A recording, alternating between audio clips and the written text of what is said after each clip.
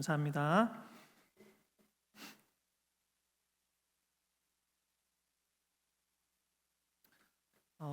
성경에는 여러 가지 놀라운 기적들이 나옵니다. 홍해가 갈라졌다든지 여리고성이 무너졌다든지 아니면 보리떡 5개와 물고기 2마리로 5천 명을 먹였다든지 이런 여러 가지 기적들이 성경에 기록되어 있습니다. 이 모든 기적들에는 목적이 있습니다. 왜냐하면 이 기적들이 성경에 기록되었기 때문입니다. 즉, 이 기적들을 통해 당대의 사람들뿐 아니라 오늘 우리에게까지 하나님께서 말씀하고자 하시는 바가 있다는 것입니다. 오늘 본문에도 아주 특별한 기적이 나옵니다.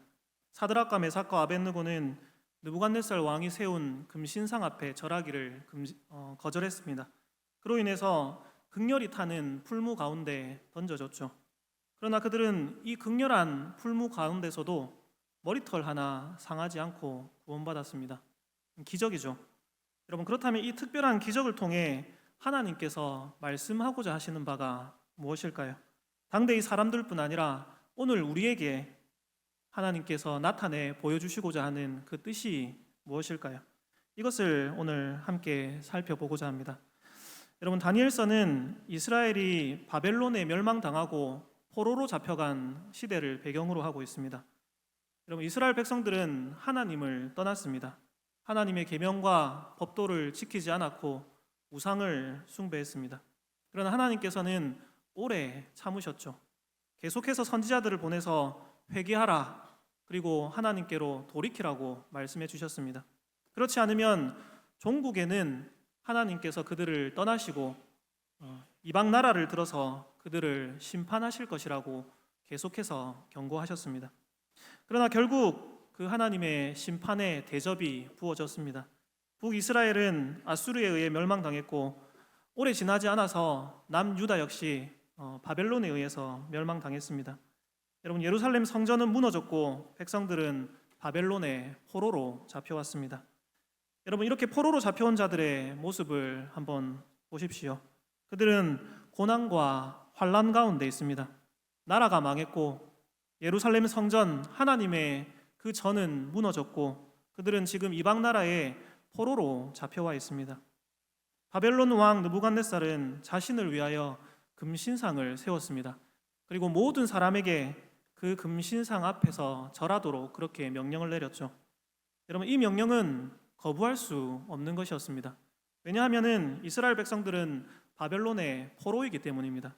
그들에게는 스스로 선택하고 또 스스로 결정할 수 있는, 자유롭게 행동할 수 있는 그런 자유가 없었습니다. 만약 그들이 느부갓네살 왕의 이 명령을 거부한다면 그 대가를 치러야만 했습니다. 사드락과 메삭과 아벳느고가 왕의 명령에 순종하기를 거절했을 때 여러분 어떻게 되었습니까? 그들은 극렬히 타는 풀무불 가운데 던져졌습니다.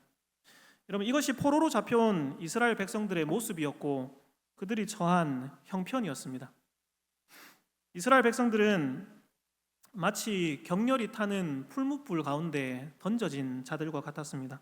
그들은 바벨론이라는 이 풀무불 가운데 던져져서 고통받고 있었습니다. 여러분, 이것이 하나님을 떠나 완고하고 또 패역했던 이스라엘 백성들 위에 부어졌던 하나님의 심판이었습니다. 그러나 여러분, 하나님은 참으로 은혜로우십니다. 하나님의 진짜 목적은 심판이 아닙니다. 이 심판을 통해 하나님은 이스라엘을 정결케 하시고 다시금 회복시키기를 원하셨습니다.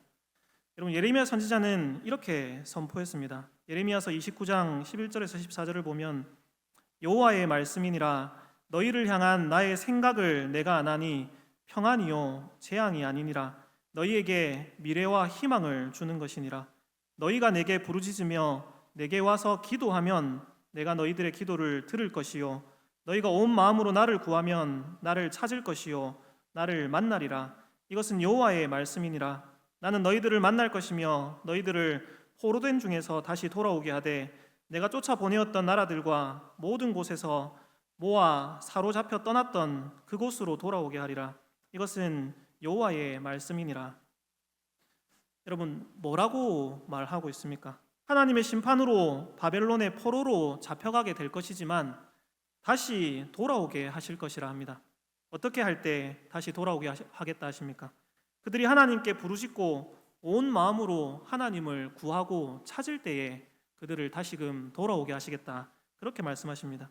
즉, 이 하나님의 심판, 이 바벨론에서의 포로 생활은 이스라엘로 다시금 하나님께 부르짖게 하고 다시금 하나님을 찾게 하고, 그러므로 그들을 새롭게 회복시키는 그런 시간이라는 것입니다. 여러분, 스가랴서 13장 7절에서 9절도 이렇게 말씀합니다. 만군의 여호와가 말하노라, 칼아 깨어서 내 목자 내 짝된 자를 치라. 목자를 치면 양이 흩어지려니와 작은 자들 위에는 내가 내 손을 들이우리라. 여호와가 말하노라, 이 온 땅에서 3분의 2는 멸망하고 3분의 1은 거기 남으리니 내가 그 3분의 1을 불 가운데에 던져 은같이 연단하며 금같이 시험할 것이라. 그들이 내 이름을 부르리니 내가 들을 것이며 나는 말하기를 이는 내 백성이라 할 것이요 그들은 말하기를 여호와는 내 하나님이시라 하리라. 여러분, 어떻게 말씀하고 있습니까? 하나님께서는 그 심판 가운데서도 신실한 남은 자들을 보존하시고 그들을 불 가운데 던져 연단하실 것이다, 금같이 시험할 것이다, 그렇게 말씀합니다. 그러므로 결국 이 하나님의 심판에 의해 바벨론의 포로로 잡혀가 있는 이 고난의 기간은 하나님의 참된 백성들, 신실한 남은 자들을 위한 회복과 연단의 그런 시간이었습니다.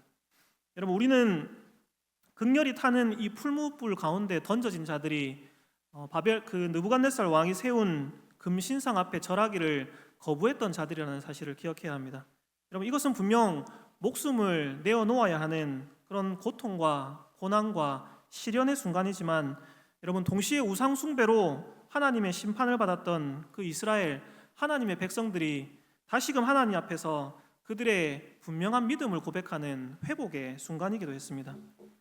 여러분, 하나님께서는 이 바벨론 포로 기간 동안 이렇게 신실한 남은 자들을 보존하시고 고난의 풀무 속에서 그들을 정금과 같이 나오도록 그렇게 연단하셨던 것입니다.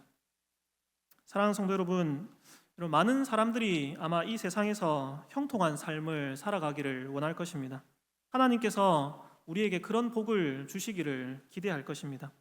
그렇지만 하나님을 믿는 우리들에게도 여러분, 문제와 어려움이 찾아올 수 있습니다. 아니, 오히려 하나님을 믿기 때문에, 믿음 때문에 때때로는 손해를 보고 또 더 큰 어려움과 고난을 당하고 때로는 핍박까지 감내해야 할 그런 때도 있습니다. 그러나 여러분, 이것을 이상한 일로 여기지 마십시오. 하나님께서 우리에게 그 고난과 시험의 좁은 길을 허락하시는 것은 우리를 괴롭게 하고 우리를 슬퍼하며 낙심케 하기 위함이 아닙니다. 오히려 하나님께서는 이 고난과 시련을 통해 우리가 다시금 회복되기를 원하십니다. 우리를 연단하시고 그 고난을 통해 우리를 정결하고 온전케 하기를 원하시는 것입니다. 여러분, 야고보서 1장 2절에서 4절은 이렇게 말씀합니다. 내 형제들아, 너희가 여러 가지 시험을 당하거든 온전히 기쁘게 여기라. 이는 너희 믿음의 시련이 인내를 만들어내는 줄 너희가 알미라. 인내를 온전히 이루라. 이는 너희로 온전하고 구비하여 조금도 부족함이 없이 하려 함이라. 여러분, 우리의 완전한 모범이 되시는 예수님도 받으신 고난으로 순종함을 배워서 온전하게 되셨다, 그렇게 히브리서에서 말씀하고 있습니다. 그러므로 예수님은 이제 우리에게 또한 이렇게 명령하십니다. 누구든지 나를 따라오려거든 자기를 부인하고 자기 십자가를 지고 나를 따를 것이니라. 사랑하는 여러분, 이 땅을 살아가는 동안에 특별히 이 죄악된 세상 가운데서 여러분, 우리가 죄의 정욕과 싸우며 하나님께로 돌이키고자 할 때에 여러분, 세상의 지혜가 아니라 우리가 하나님의 말씀에 순종하며 살아가고자 할 때에 여러분, 그것을 가로막는 여러 가지 문제와 어려움이 반드시 우리 앞에 놓이게 될 것입니다. 그래서 때때로는 믿음을 선택하는 것이, 말씀대로 순종하며 살아가는 것이 마치 맹렬히 타는 고난의 풀무로 뛰어드는 일처럼 그렇게 느껴질 수도 있습니다. 그러나 여러분, 두려워하지 마십시오. 오늘 사드락과 메삭과 아벳느고가 그랬던 것처럼 오히려 그 고난의 풀무로 여러분 담대히 나아갈 수 있기를 바랍니다. 우리 주님이 말씀하신 것처럼 자기를 부인하며 자기 십자가를 지고 주님의 뒤를 따라갈 수 있기를 바랍니다. 왜냐하면은 우리가 예수님의 뒤를 따라 그 고난의 좁은 문으로 들어갈 때에 여러분 놀랍게도 우리는 그 고난의 길이 바로 생명의 길임을 발견하게 될 것이기 때문입니다. 그 고난의 좁은 문 뒤에서 우리는 정금과 같이 나오게 될 것이기 때문입니다. 그 고난의 풀물을 통과해 하나님께서 우리를 위해 예비해 두신 그 참된 영광을 누리게 될 것이기 때문입니다. 여러분 성령님께서 역사하여 주셔서 오늘 우리 마음속에 이 믿음과 소망이 굳건하게 자리 잡을 수 있기를 주님의 이름으로 소망합니다. 그렇지만 여러분, 나는 믿음이 부족합니다. 그래서 나는 할 수 없습니다. 이렇게 생각하는 사람이 있을 수도 있습니다.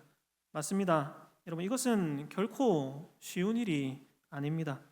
눈앞에 모든 것을 삼켜버릴 것 같은 그렇게 시뻘건 풀무불이 있는데 우리를 마치 당장 부수어버릴 것 같은 그런 고난과 어려움이 뻔히 눈앞에 보이는데 여러분 그 한가운데로 담대하게 뛰어드는 일이 쉽겠습니까?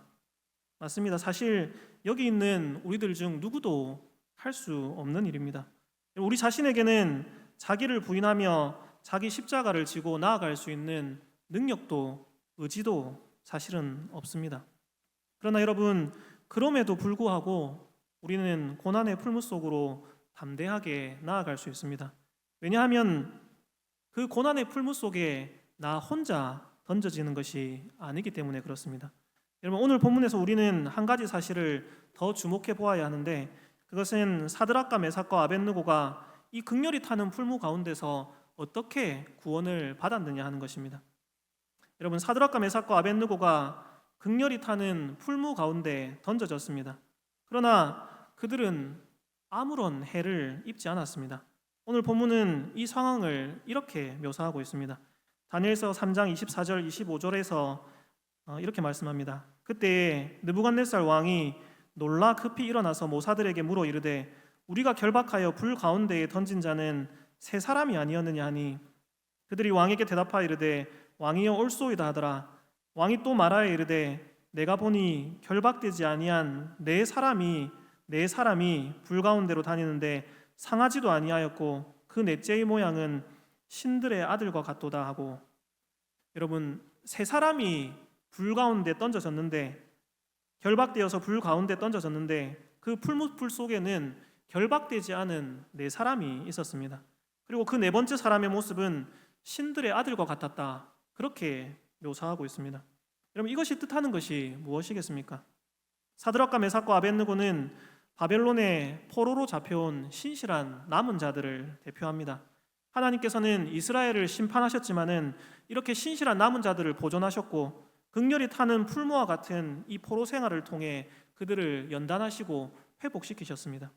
그런데 여러분 하나님께서 그들을 이렇게 연단하실 때에 여러분 그들을 이 고난의 풀무 가운데 그냥 홀로 내버려 두신 것이 아닙니다. 잘 견뎌봐라. 내가 한번 지켜보겠다.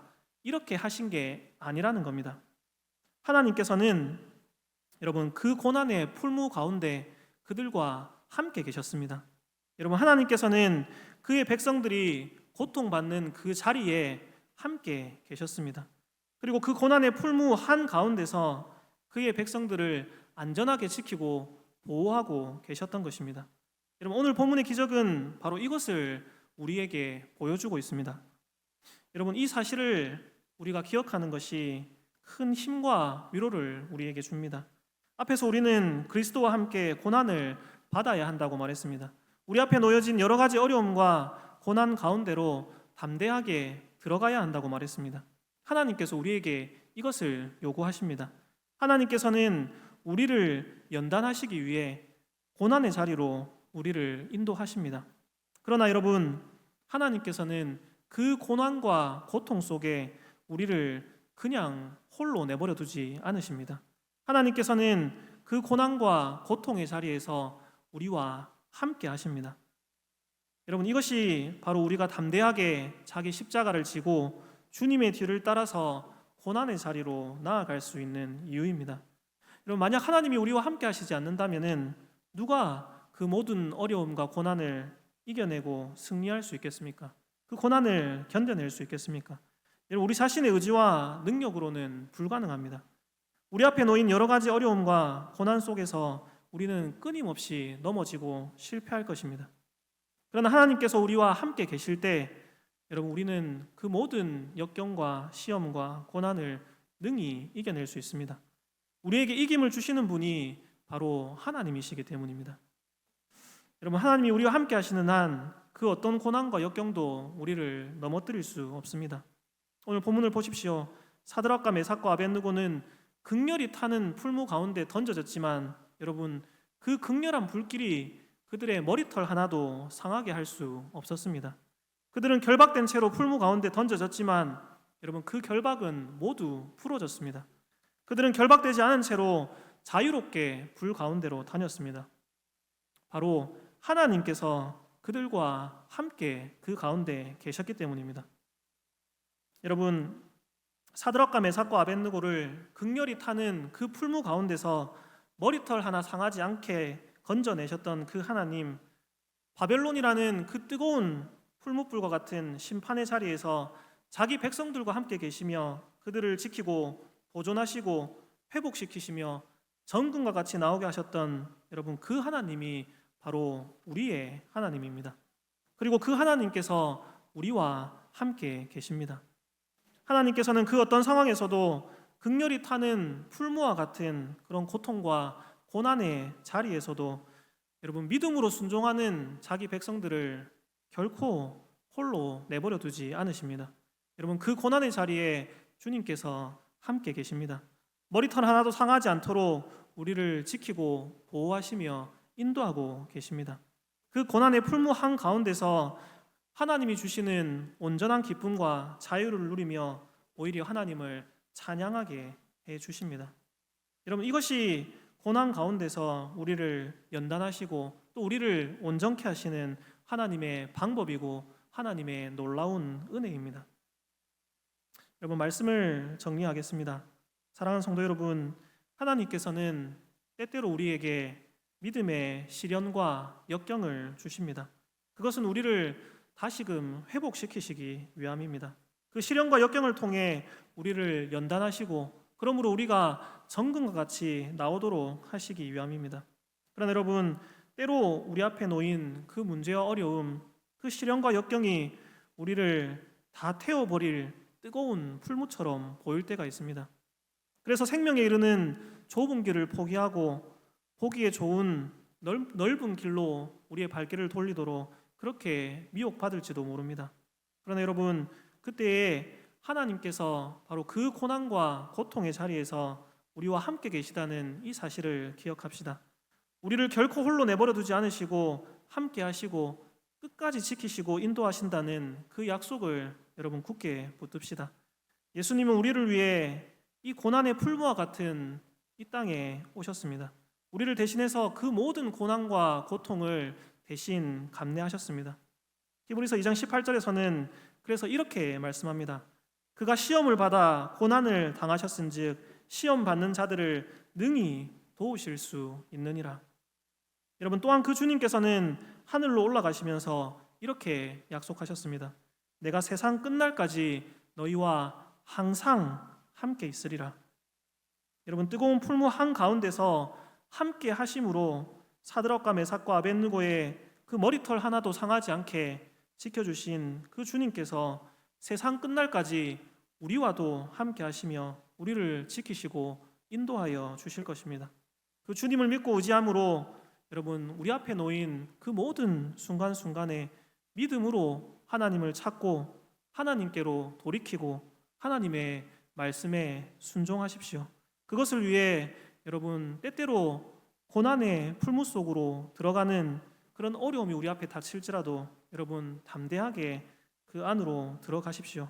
그러므로 바로 그 고난의 풀무 속에서 우리와 함께 하시는 그 하나님을 만나고 정금과 같이 새롭게 되어지는 복과 은혜를 누릴 수 있는 그런 우리 교회 모든 성도님들 되시기를 주님의 이름으로 축복합니다.